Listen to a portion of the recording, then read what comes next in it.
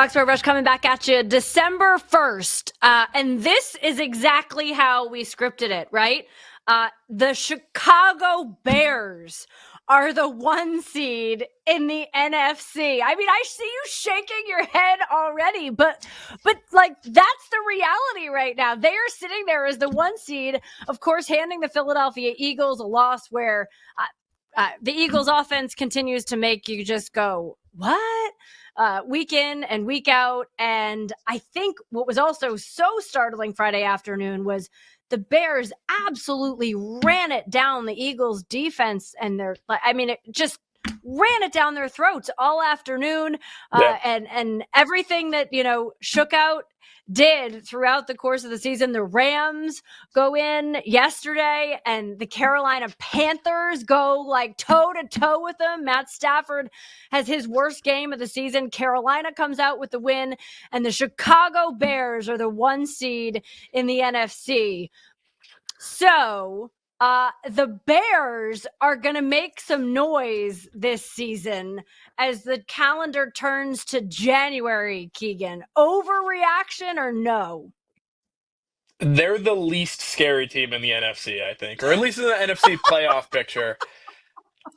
For me, like there are so many things to really like about the Bears. I think the defense, the amount of takeaways that they force is astonishing. That's you can still be a Yeah. bad defense and force a ton of takeaways, and that's kind of what they've been. They haven't been great defensively, but they force turnovers, and that's what's kept them in games and then gotten them ahead in a lot of games. So that's awesome. They can run the ball clearly. That offensive line is kind of built to run the football, not really built to pass protect, but they can run the ball well. Those are the two things you look for in the playoffs. I just don't trust the quarterback. And I like Caleb Williams. I'll never try to rewrite history and say he shouldn't have been the first overall pick. Based off of everything we saw, he should have been the first overall pick. And Ben Johnson is kind of the perfect coach to marry up with him. But at this stage in his career, he's just not ready. I think if he played a clean, calm game and didn't make things harder than they needed to be, they would be, top of the NFC, and it would make sense, and people would be picking them to come out of that conference. I just don't trust him. So I'm not buying the Bears. I think there are 5, 6 teams in the NFC that are much scarier, teams that I wouldn't want to face if I'm the Patriots. So not buying the Bears, not buying the number 1 seed. It ain't 1985. Don't play the Super Bowl shuffle. Get me, get them away from me. I think it's going to be an early out for the Bears in the playoffs. Oh man, the rest of their schedule, by the way, is no joke either, right? I mean, they have the Packers, then they have that vaunted defense with Myles Garrett and the Browns, the Packers again, and then they have the 49ers, and then they close out against the Lions. So Yeah, just get ready for some drama in the NFC North because there's going to be a lot of it. I will say this. Ben Johnson has that team making significant strides yeah, from who they were, obviously from Caleb Williams, but we talk about Dan Campbell and that toughness with the Detroit Lions. I don't know if he learned it from Dan Campbell or if some of that toughness came from Ben Johnson, but I mean, he has brought that to yeah. Chicago. I don't think there is any question about that because you watched that game on Friday and they looked like the tougher team. They looked like the team Absolutely. that was going to go out there and take it from the Philadelphia Eagles. And teams like that are dangerous. Teams like that are dangerous because they're going to go out there and they're going to play. It's like we hear Vrabel talk about like play past the whistle, right? It's the same Mhm. thing. Like they're the same type of team that is going to do that for Ben Johnson. So it's not an easy road ahead, but certainly one that's going to be entertaining. All right, the Kansas City Chiefs will miss the playoffs. Overreaction? See, that's a tough It's a one hard one, because right? yeah, you You you flipped that from what I thought it was going to be because I thought it was going to be like, do the Chiefs stink? Are they dead? And I was going to be like, no. Like we saw this for too long. I was I was directly watching this exact conversation happen. I was a part of this conversation for 20 years, and I'll never go against a dynasty again. You know, like it's just you don't get to that level and then fall off that quickly. I just don't believe that it happens. The playoff conversation is interesting for me because they're so fundamentally flawed, and the other teams in the AFC have built such a lead on them. Like Jacksonville's got a 2 game lead on them, and the West teams, Denver's got Yeah. they've pretty much got it figured out, and the Chargers have a lead on them. And if they win that game Yep. later this season to wrap things up, that could kind of put the nail in the coffin. So everything's working against the Chiefs trying to get in the playoffs. I still think they're going to find a way to sneak in, and I think they're going to be Mm. that 7 seed.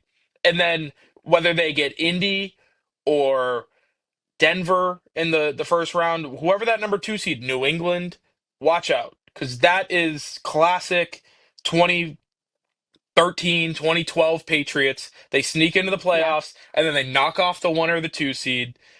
Yeah. I can see it happening again with the Chiefs. I don't think they're going to win the Super Bowl. I've fallen off of that completely. I don't see that. Like I said, fundamentally flawed. I don't see them being the best team in the NFL when it's all said and done. I do see them ruining somebody's chances and making an enemy for life. They're going to have whatever city's youth hating them forever because they're going to knock somebody out of the playoffs and really ruin a January for somebody. But Yeah. yes, I do think they get in. No, I don't think they win the Super Bowl.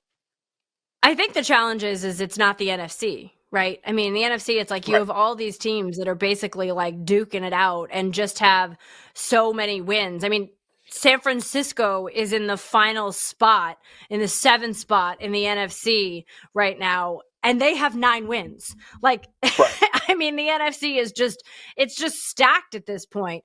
The AFC, there's such a drop off, but I do think what we talked about, 2 years ago when you had, Sean Payton, go to the Broncos, and you had Jim Harbaugh go to the Chargers. It became this notion of, oh, like this is going to get a lot harder for the Chiefs than it had been, for the bulk of that 9-year divisional crown. So right. I, I I still think they can find a way in. I'm not willing to write them off at this point, but at the same time, I don't know if I'm going to be shocked if they don't get in. Like it's just one of those things where like that's the way this season has gone. That like they've won one close game and they didn't even lead the entire game until the very end when the clock hit zeros and they walked off with a win. But we just haven't seen that this year. And you said it earlier, Keegan, like they're like teams learn how to win and teams learn how to lose. Look at the Arizona Cardinals. Like they're like the epitome of the Yeah. same thing with they just haven't been able to win those close games. And I just don't know as we're in December that's going to change all of a sudden for the Kansas City Chiefs, even though I fully believe that everybody in there knows how to do it. It just they haven't been able to do it this season. And at some point you're like, okay, like is it too late? Are we there yet? I mean, they don't have any margin. They really don't have any margin at this point. All right, let's talk about the other team that was in the Super Bowl a season ago. Philadelphia in the NFC, but obviously as stacked as it is, they have a lot more cushion. They've like built themselves Mhm. up cushion. Do they get back to the Super Bowl? No. Overreaction or not? I think it's a little bit of an overreaction. I still, for whatever reason, I can't quit the Eagles. Whether it's what I've seen in the past, if I'm weighing that too much for what I'm seeing, in real time, I just that team was built to win in December and January. It's what they've done for multiple seasons. It's what the quarterback has done, and I'm not the biggest Jalen Hurts fan in the world. I think in October when you're trying to outsling somebody, I just don't think it's going to happen with him. He just has proven that he really isn't that guy. He did it in the Super Bowl last year, so maybe that's a an overreaction based off what I've seen. But I just don't think he's bringing them to the level that they need to be, or bringing them above the level of the talent on the roster. But I think they built the team around him for or this way for a reason. Like they're going to be able to run the ball defensively. If they can start shoring up the run, if they can stop the run, they can get after the quarterback. So you're not going to be able to throw it on them. So low scoring games when you need to grind out clock and go get a first down on third, fourth, and one, we haven't been seeing it for several weeks. It's been over a month now. But once that calendar turns and it's playoff time, I just can't see it falling off completely. I think there are things they're working through right now, and it's going to take time, and it has taken time. But once it starts clicking again, like let's not forget that this is the scariest team in the NFL to play. That won't go away for a while, especially if they still have that offensive line and they have those weapons on offense and they have that pass rush on defense. I can't see anybody saying they want to face that team. And for those teams, I always believe that they can make a run in the playoffs. Yeah, I think it'll be interesting to see, right? And that's why I said I was so surprised watching the Bears rack up all those yards against a Vic Fangio Yeah. defense. I mean, it had been like 20 years since somebody had put that many yards on a Fangio defense, from a run perspective. So I think it'll be interesting to see how they shore things up. I'm not willing to say that they can't get there at this point in time. I mean, you could sit there and say that the Rams had a bad day and they're probably the most complete looking team in the NFC at this point in time, and the Eagles beat them. And they knocked Yeah. him out last year. So it's hard to say, nah, I don't see it happening. So I think, that one is worth keeping tabs on. Dallas will make the playoffs. Overreaction or no? No. I'm a Dallas. You know what? I lived in Texas for 7 years. I'm gonna go on a tangent real quick.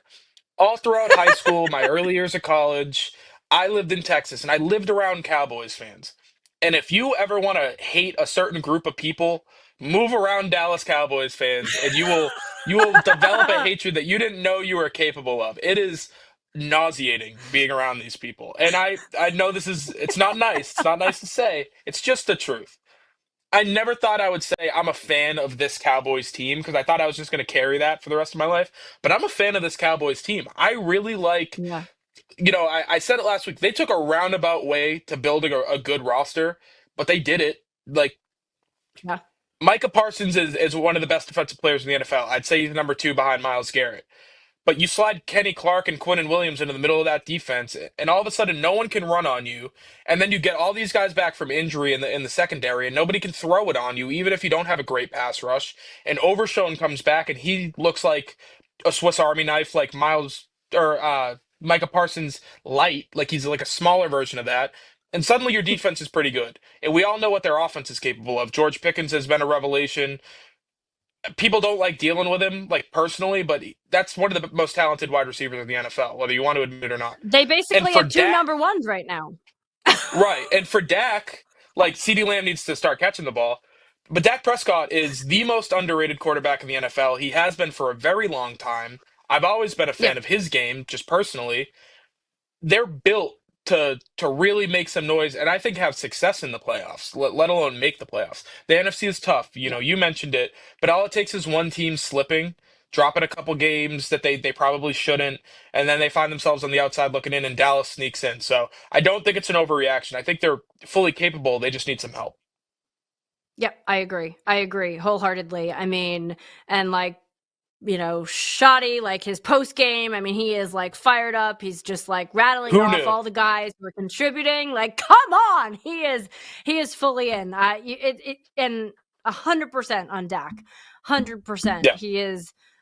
You can argue he wants to turn into a pumpkin in the playoffs. I don't care. I mean, he is an underrated quarterback in this league, period. All right, I got one more we got to get in because we talked a lot about it. 8-9 is going to win the AFC North this year. 8-9. Overreaction or no?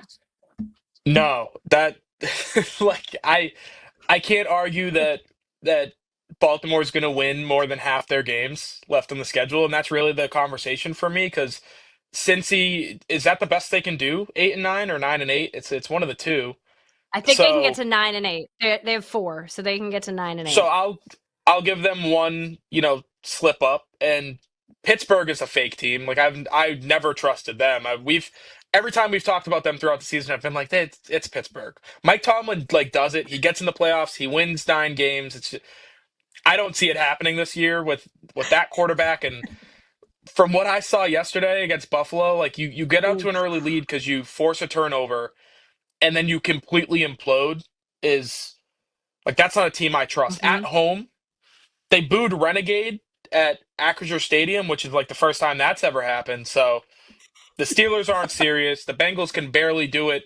It's like barely even feasible. And I don't trust the Ravens right now. So yeah, that's probably going to be the record of the team that gets in.